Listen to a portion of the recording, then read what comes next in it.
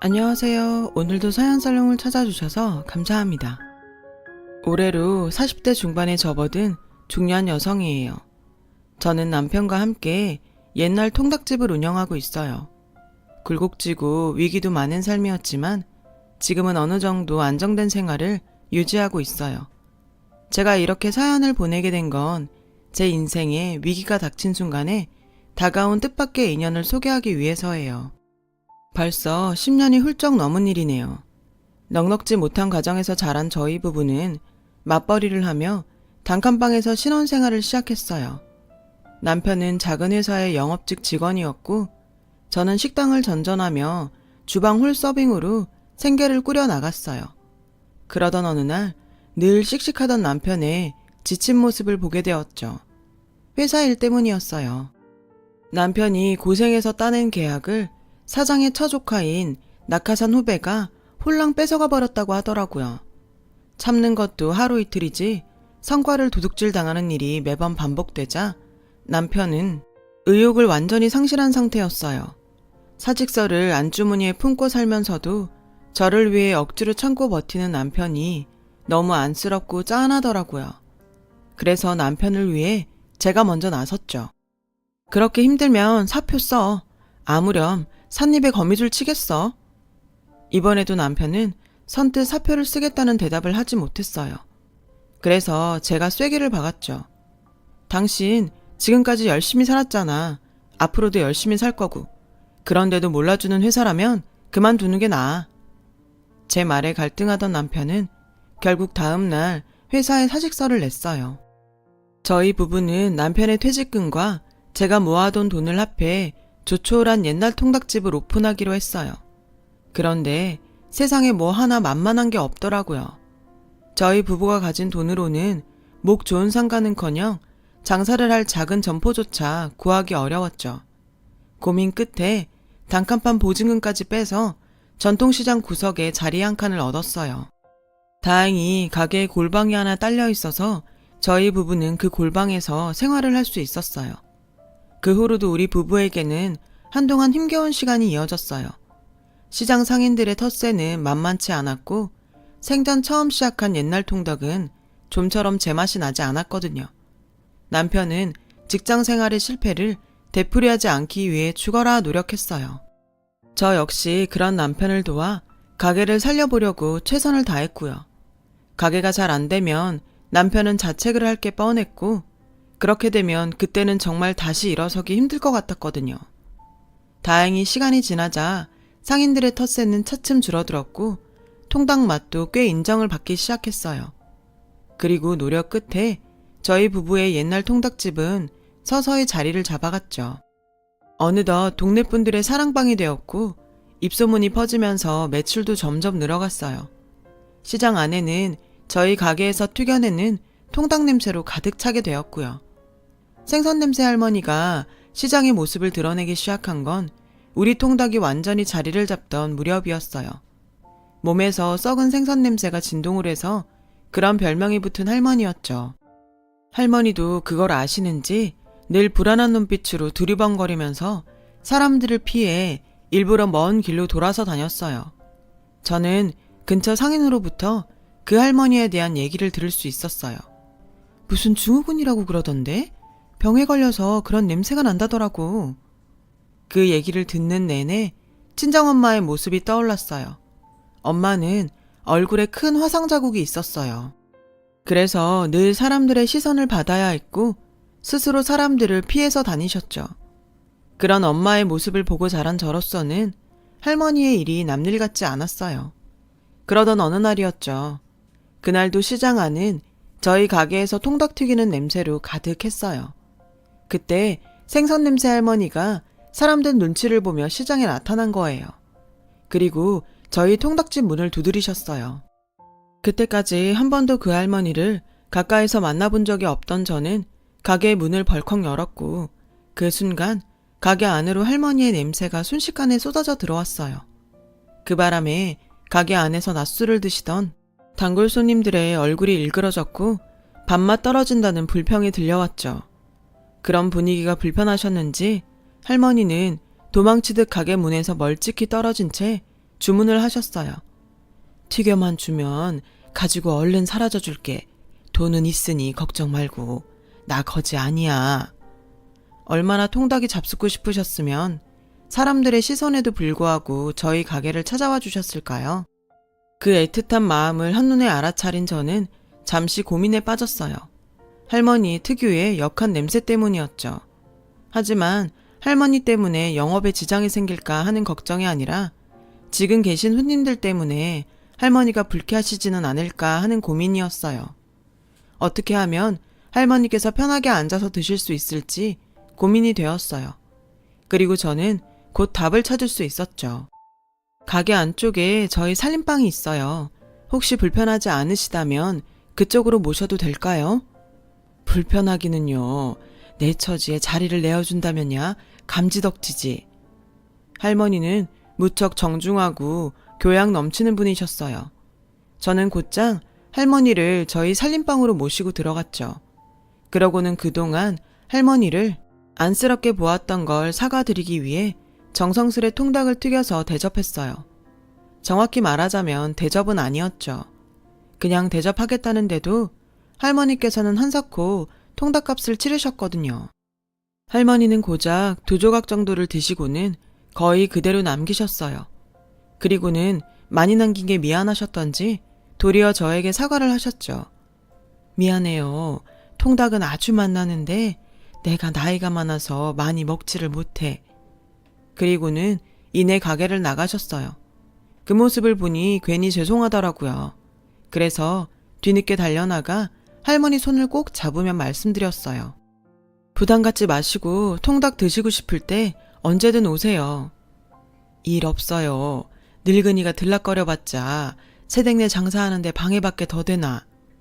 그런 말씀이 어딨어요. 저희한테는 다 똑같은 손님인걸요. 생선냄새 할머니께서는 부정인지 긍정인지 알 수 없는 미소를 지으시고는 이내 자리를 뜨셨어요. 그리고 며칠 뒤 할머니는 다시 저희 가게를 찾아주셨어요.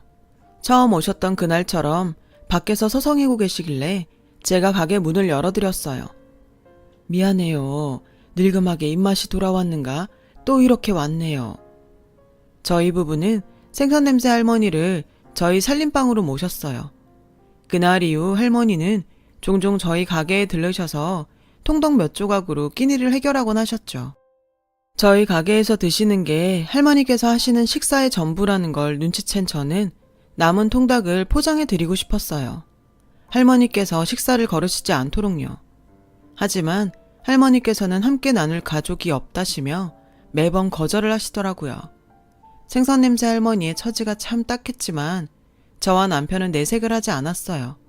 혹시라도 할머니께서 마음이 상하지 않으실까 걱정이 돼서요.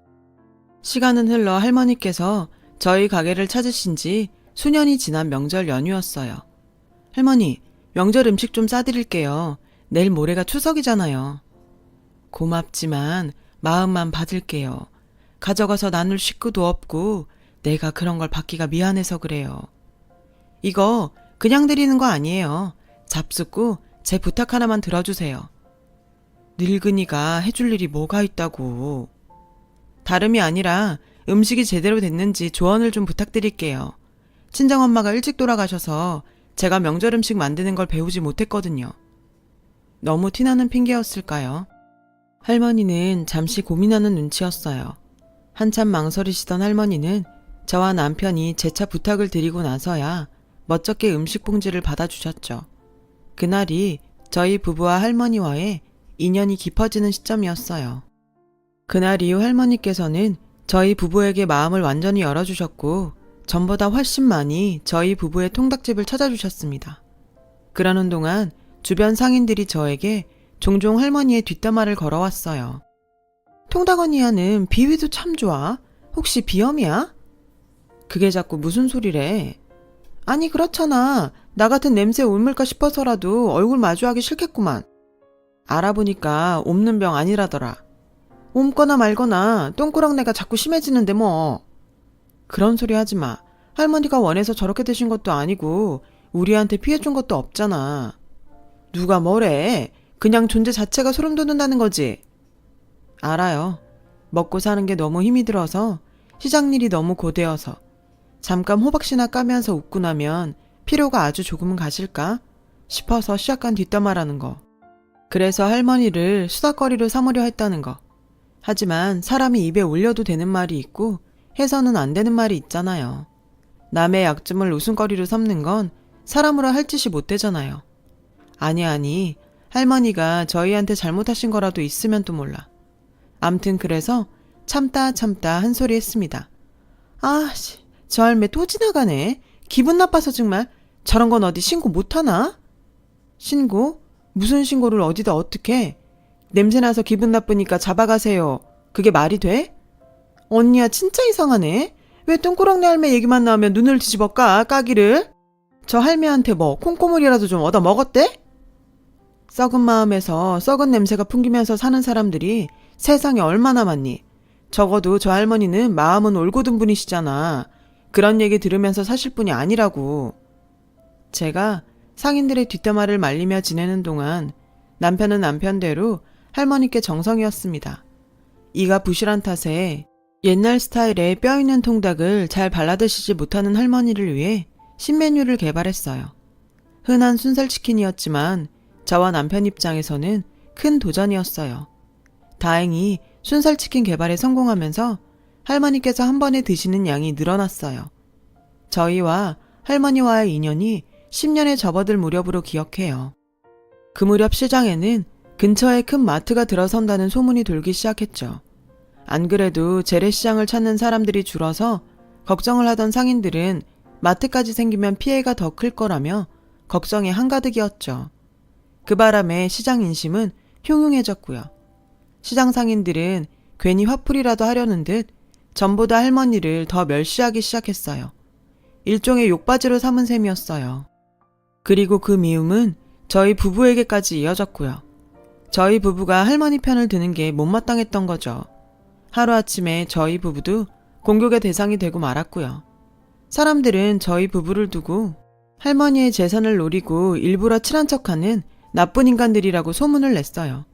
얼토당토 안 한 소문이었기에 저희는 귀를 닫고 힘든 시간을 버텨내기로 했죠. 그러다 결국 인내심의 한계를 맞이한 저희 부부와 시장 상인들 사이에 큰 다툼이 벌어졌어요. 시장 상인들은 사사건건 말끝마다 저희 부부와 할머니를 향한 모욕의 말을 입에 올렸어요. 저희는 그렇다 쳐도 할머니를 거의 무슨 전염병 환자, 병균 취급하는데 정말 가관이더군요. 차마 글로 옮기지도 못할 만큼 험하고 꺼림직한 독설에 저와 남편이 할 말을 잃은 순간 아뿔싸. 하필이면 그들의 험한 말들을 할머니께서 고스란히 듣고 계셨더라고요. 저는 슬그머니 자리를 뜨는 할머니를 향해 급히 쫓아가 손을 잡아드렸어요. 저희 가게 오신 거 아니었어요? 가지 마시고 저랑 가서 통닭 드세요. 식사 못 하셨잖아요. 괜찮으이. 오늘은 밥 생각이 없네. 저 사람들 말 때문에 그러시는 거면 신경 쓰지 마시고 그냥 무시하세요. 나이 먹으면 좋은 게 뭔지 아나? 귀는 안 들리고 눈은 침침해진다는 거야. 난 오늘 아무것도 본 게 없고 들은 게 없네. 그동안 고마웠어. 복 많이 받을 거야. 할머니는 손을 빼고는 가려고 하셨어요. 아니요. 저랑 꼭 같이 가셔야겠어요. 오늘은 통닭 말고 밥 차려드릴게요. 그리곤 할머니를 가게에 딸린 단칸 살림방으로 보란듯이 모셨어요. 그런 저희 부부에게 상인들의 눈꼴 시렵다는 시선이 쏟아졌지만 전혀 관심 주지도 않았고 걱정하지도 않았습니다. 할머니께서는 제가 차려드린 밥 한 공기를 깨끗하게 다 비우셨지만 그날 이후로 저희 통닭집을 방문하지 않으셨고 저희 부부는 시장 내 공식 왕따가 되어버렸어요. 내심 차라리 잘 됐다 싶었죠. 주변 상인들에게 온갖 정이 다 떨어진 탓에 그들과 말을 섞고 싶지도 않았으니까요.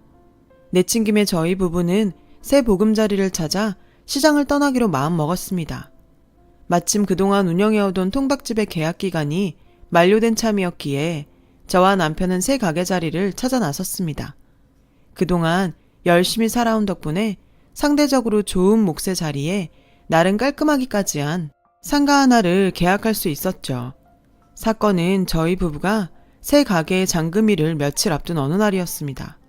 새 가게 자리를 청소하고 있던 저에게 남편이 사색이 되어 달려오더군요. 자기야, 정신 똑바로 차리고 들어. 아, 뭐야, 그걸 이제 알았어? 어? 어제 우리 결혼 기념일이었거든? 그냥 지나간 거 미안해서 이러는 거지?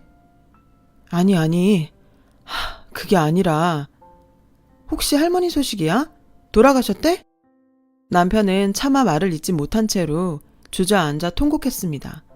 한참이 지나서야 남편이 입을 열었어요.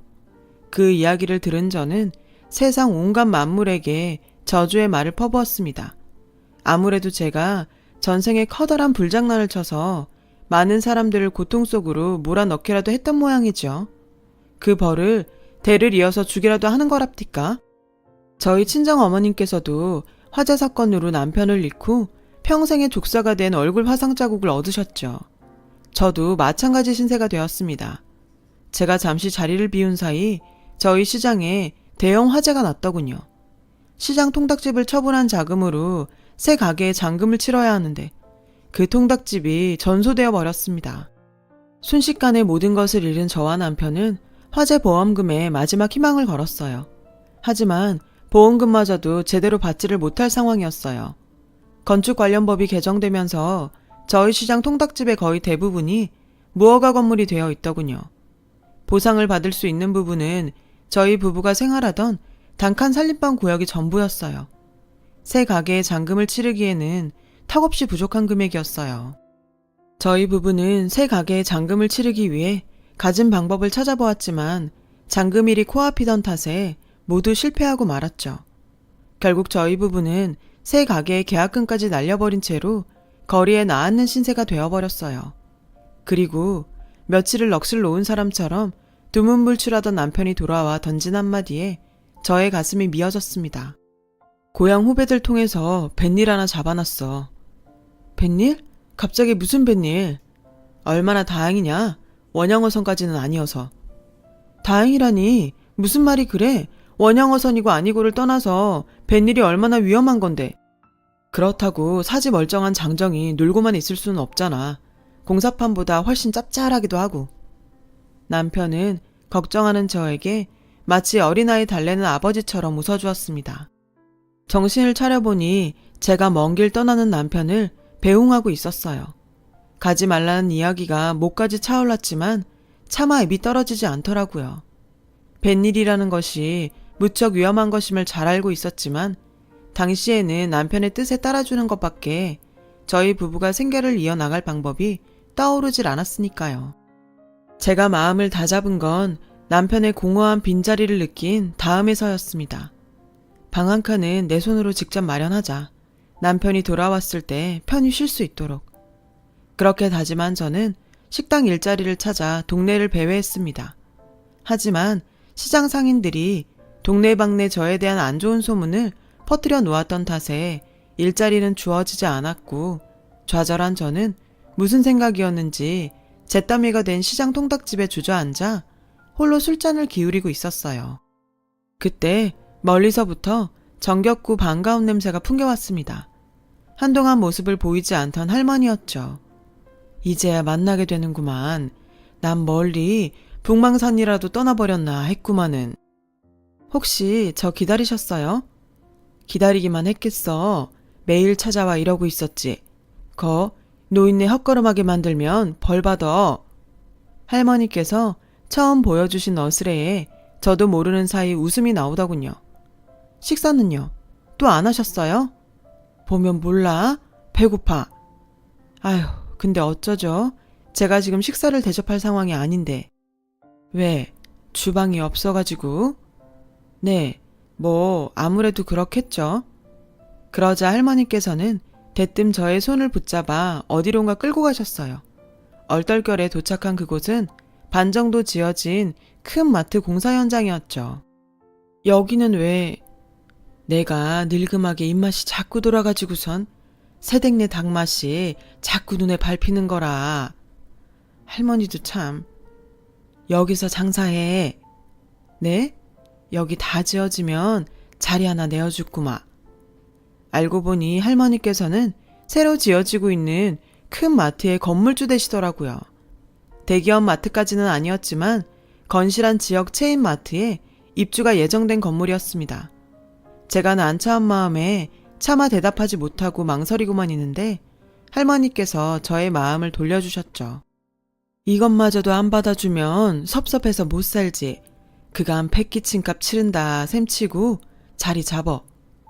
에이 할머니, 패키칭 거 없으세요 정말. 그리고 제가 받기엔 이건 너무 크잖아요. 누가 공짜로 준다든? 그럼 더 어렵죠. 제 사정 뻔히 아시면서. 벌어서 갚어. 다 갚을 때까정 허튼 생각일랑 절대 하지 말고 열심히 일해. 바쁘게 살다 보면 아픔일랑 다 잊어지겠지. 무슨 말씀이신지 너무 잘 알겠더군요. 할머니께서는 잿더미 속에서 술잔을 기울이던 저에게서 위험한 기운을 느끼셨나 봐요. 그래서 사실상 받으실 생각조차 없는 빚핑계로 저의 마음을 다잡아주려 당신 곁에 두려고 하셨던 것이었어요. 그 마음을 전해받은 저는 더 이상 거절할 수 없었습니다. 감사합니다. 정말 너무너무 감사해요. 제가 평생 두고두고 꼭 다 갚아드릴 테니까 그때까지 건강하게만 살아주세요. 그날 밤 홀가분한 마음으로 옛날 통닭집의 잿더미를 정리하고 있던 저에게 시장 상인들이 들이닥쳤습니다.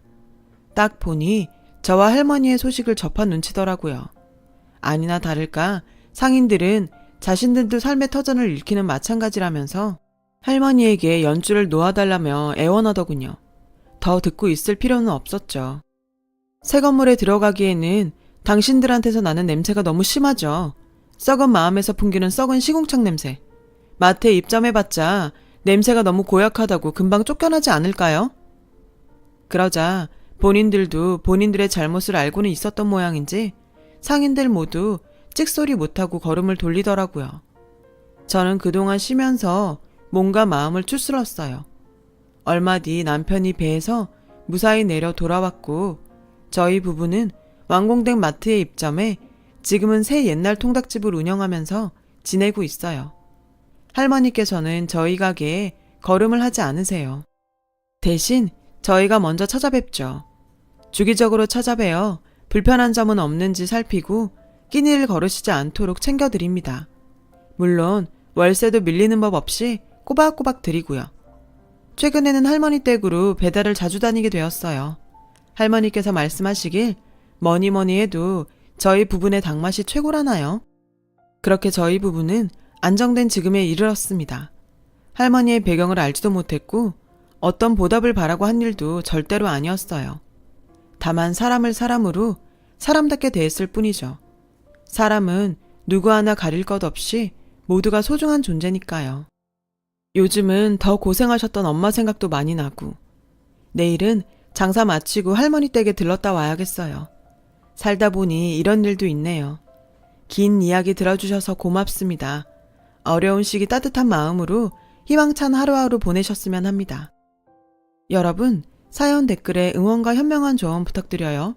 좋아요와 구독은 저에게 큰 힘이 됩니다. 오늘도 좋은 일 가득하세요.